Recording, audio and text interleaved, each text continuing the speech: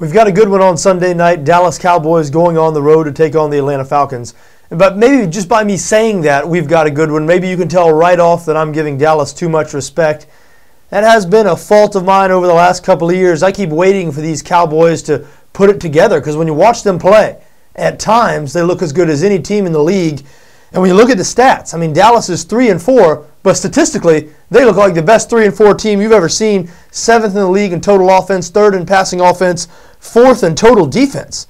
So the defense is playing well, the offense is playing well, with one major caveat: the offense is turning the ball over a lot. Now, since Tony Romo has been the quarterback there, off and on, that's been a problem. And it's definitely been a problem lately, including in their game last week. They lost the New York Giants, and they could have won that game at the end. As a matter of fact, it looked like they did. You remember Dez Bryant catching that would-be touchdown. The official signaled a touchdown with about 15 seconds left. Instant replay saw that he came down with a couple of fingers out of bounds. So it was taken away. The Giants won the game. But Dallas fell behind 23-0 in that game, came back to take the lead. And that game showed you the best and the worst of them. I mean, at some point, like I said, after that game, I was backing Dallas, so it was a sickening result from my perspective. And at some point, though, when you see him in the turnovers, the mistakes, that's just who you are. I mean, some people, like me, I guess, keep on waiting for them to limit that. And you look at this team and say, look what they can be if they just don't shoot themselves in the foot. But similar to the Philadelphia Eagles, if you shoot yourself in the foot week after week, game after game, again, at some point, that's just the team you are. And Dallas turning the ball over 6 times last week.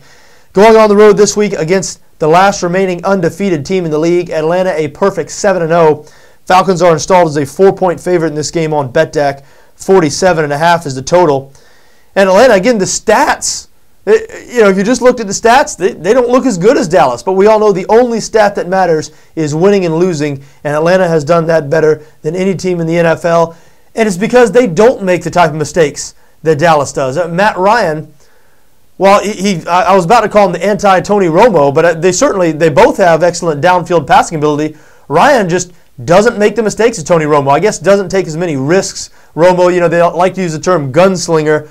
And I guess ever since Brett Favre, you call a quarterback who's not afraid to throw into coverage and is sort of loose with the ball a gunslinger. In Favre's case, I guess that was a positive term. He sort of earned that.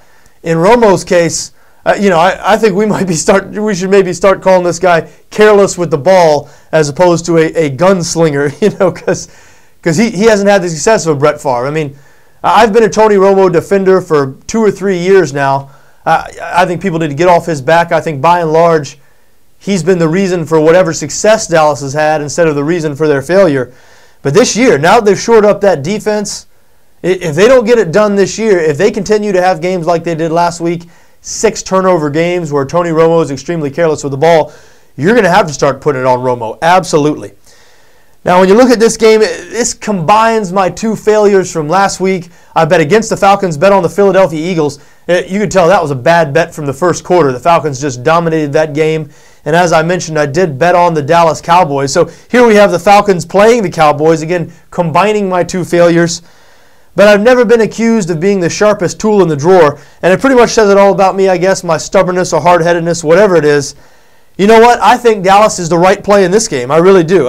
4-point underdogs here. Atlanta has struggled in their last 2 home games. Remember, they almost lost to the Oakland Raiders in their last home game. They were really beaten in that game. They just came back, sort of pulled a rabbit out of the hat at the end, just like they did in the home game before that against the Carolina Panthers. So last week notwithstanding, when Atlanta played a great game on the road against a disintegrating Philadelphia Eagles team, it feels like the time is near for the Atlanta Falcons. This is not an undefeated team like the New England Patriots of a few years ago where they're just beating everybody by 30 points. This team has been close to losing, and it could come this week. Dallas certainly has the ability to go in there and pull out a win, and Dallas really, really needs this game at 3-4.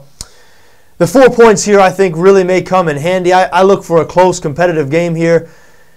Been listening to what the Dallas players and coaches have been saying this week coming into the game. They're saying all the right things. They certainly sound like a motivated team. They certainly sound like a team who thinks they have a chance of going in there and beating Atlanta. And they do. I hate to say it.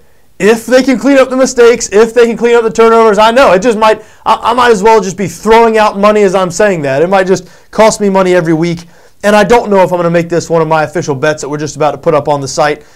because of that, because this game combines my 2 failures from the last 2 weeks. But if 2 failures from last week, that is. But if that were not the case, if I hadn't just lost betting on Dallas and betting against Atlanta, then I think I would get involved in this game. I do have a feeling that Dallas +4 is the right play in this situation.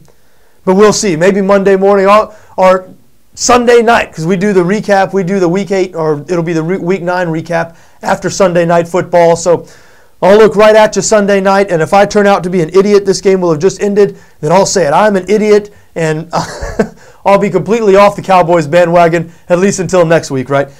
But for now, I'm still a slight believer in this Dallas Cowboys team, and I think they're a good bet as 4-point underdogs on the road in Atlanta on Sunday night.